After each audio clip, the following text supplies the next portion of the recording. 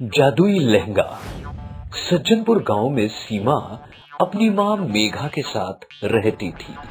सीमा की माँ काफी गरीब थी और हमेशा बीमार रहती थी। बेचारी सीमा अपनी माँ को लेकर हमेशा चिंता में रहती थी। और ऐसे ही एक दिन मेघा सीमा से बोलती है, बेटा सोना, मुझे लगता है अब मैं ज्यादा दिन तक जिंदा नहीं रहूंगी, इसलिए जब तक मैं जिंदा हूँ तुम शादी कर लो। ओहो माँ, क्यों बोल रही हो? अभी तुम्हें बहुत जीना है।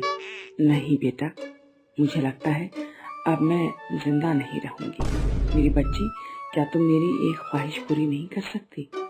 ओहो माँ, मैं तुम्हारी एक क्या बल्कि 1000 ख्वाहिश पूरी कर दूंगी, लेकिन तुम मरने की बात मत करो और मैं तुम्हारे कहने पे अपनी जान भी हाजिर कर दूंगी, तो ये शादी कौन सी बड़ी बात है।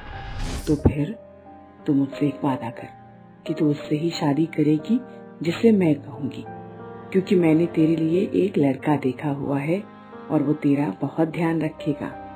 ठीक है माँ, आप जहाँ कहेंगे मैं वहीं पर शादी करूंगी। वो दोनों बातें करके सो जाते हैं और अगले दिन राघव सीमा के घर आता है और उसको देखकर पसंद करके चला जाता है। अगले एक हफ्ते के बाद सीमा की शादी की डेट फिक्स होती है, लेकिन उसके पास इतने पैसे नहीं होते कि वो अपनी बेटी सीमा की शादी करवा सके। और अपनी माँ को चिंता में देख सीमा और ज्यादा टेंशन में आ जाती है और रोते हुए अपने घर से निकल जाती है। रोते रोते वो एक नदी किनारे पहुंचती है और नदी के पास बैठकर रोते हुए खुद से बोलती है, हे भगवान, ये कैसे दिन दिखा रहा है तू मुझे। एक तरफ तो एक हफ्ते बाद शादी है, वहीं दूसरी तरफ तू मुझसे मेरी माँ को छीन रहा है। भला ऐसा ऐसा ऐसा मेरी किस्मत में क्यों लिखा तूने? क्यों मुझे इतने दुख, इतनी तकलीफ दे रहा है तू? एक तरफ मैं अपनी माँ को छोड़कर अपने ससुराल जा रही हूँ और दूसरी तरफ मेरी माँ मुझे छोड़कर इस दुनिया से जा रही है। सीमा को रोता हुआ देख सोना के सामने एक मछली आती है और उससे बोलती है, सीमा सीमा, क्यों रो रही हो तुम?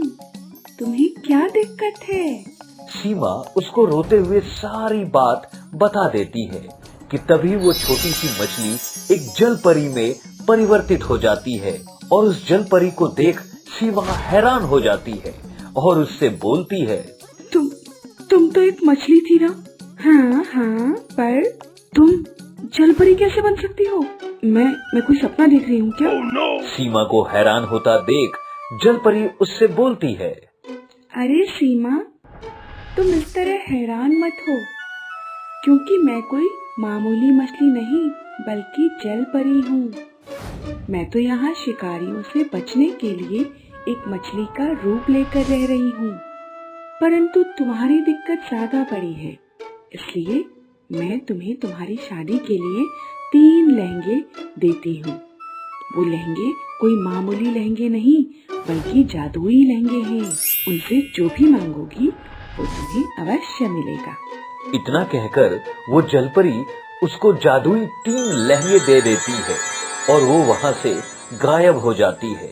ये तीनों लहंगे बहुत ही ज्यादा चमक रहे होते हैं और उस जादुई लहंगे का जादू देखने के लिए सीमा उन लहंगों को आजमाती है।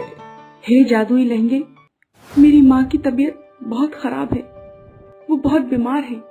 मुझे उनकी दवाई के लिए कुछ पैसों की जरूरत है, मुझे पैसे चाहिए। सीमा के इतना कहते ही एक लहंगा उसे 2000 के नोट देने लगता है, वहीं दूसरा लहंगा उसे हीरा देता है और तीसरा लहंगा उसको चांदी के सिक्के देने लगता है।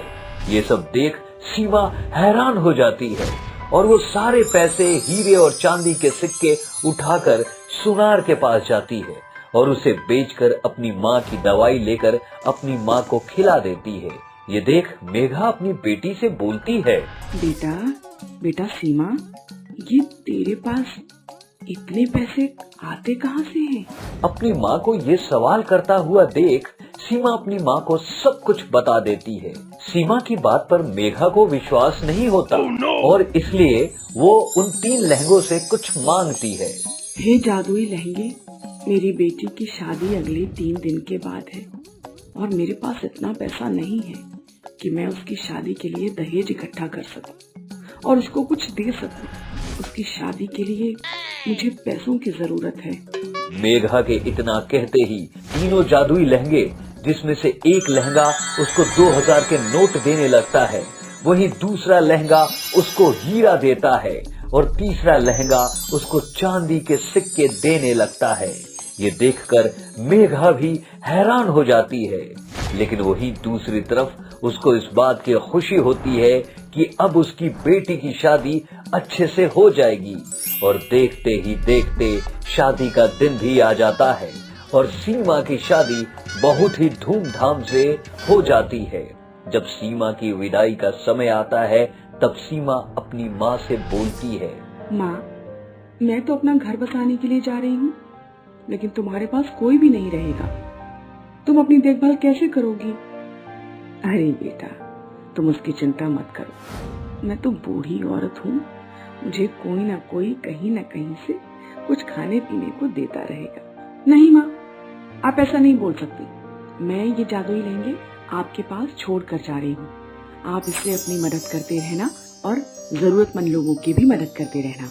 इतना कहकर सीमा उस जादुई लहंगे से बोलती है, हे जादुई लहंगे, मेरी माँ को एक अच्छा सा बंगला दे दो जिसमें नौकर चाकर सब हो और मेरी माँ को आगे कोई भी परेशानी ना झेलनी पड़े।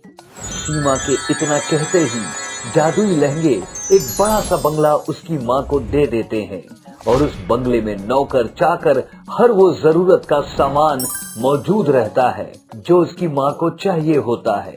वहीं दूसरी तरफ सीमा अपने घर से विदा लेकर अपने ससुराल की ओर निकल पड़ती है और देखते ही देखते दिन गुजर जाते हैं। वहीं दूसरी तरफ मेघा अपने जैसे गरीबों की मदद करने लगती है और खुशी खुशी रहने लगती है, लेकिन उसकी ये खुशी उसकी पड़ोसन से बर्दाश्त नहीं हो सकी और वो अपने मन में सोचती है, कुछ तो गड़बड़ है। इसके पास तो कुछ भी नहीं था, लेकिन कुछ ही दिनों में इसके पास इतना सब कैसे आ सकता है? मुझे पता लगाना पड़ेगा। इतना कहकर मेघा की पड़ोसन मेघा के घर में छुप जाती है और छुप छुप कर मेघा को देखती है। मेघा अपनी नौकरानी के लिए पैसे लेने के लिए लहंगे के पास जाती है और बोलती है, हे जादुई लहंगे, मुझे कुछ पैसों की जरूरत है। उसके इतना कहते ही वो जादुई लहंगा 2000 के नोट निकालने लगता है। यह सब देखकर उसकी पड़ोसन के मन में लालच आ जाता है और वो खुद से बोलती है, अच्छा, तो ये राज है। अब मैं इस लहंगे को ले जाऊंगी और मैं भी अमीर हो जाऊंगी। इतना कहकर पड़ोसन उसका लहंगा चोरी करने चली जाती है, लेकिन वो उसका लहंगा चुरा नहीं पाती क्योंकि वो लहंगा उसको करंट लगा देता है, जिस वजह से वो सब कुछ भूल जाती है और अपने घर चली जाती है, जिसके बाद अब सब खुशी से रहने लगते हैं।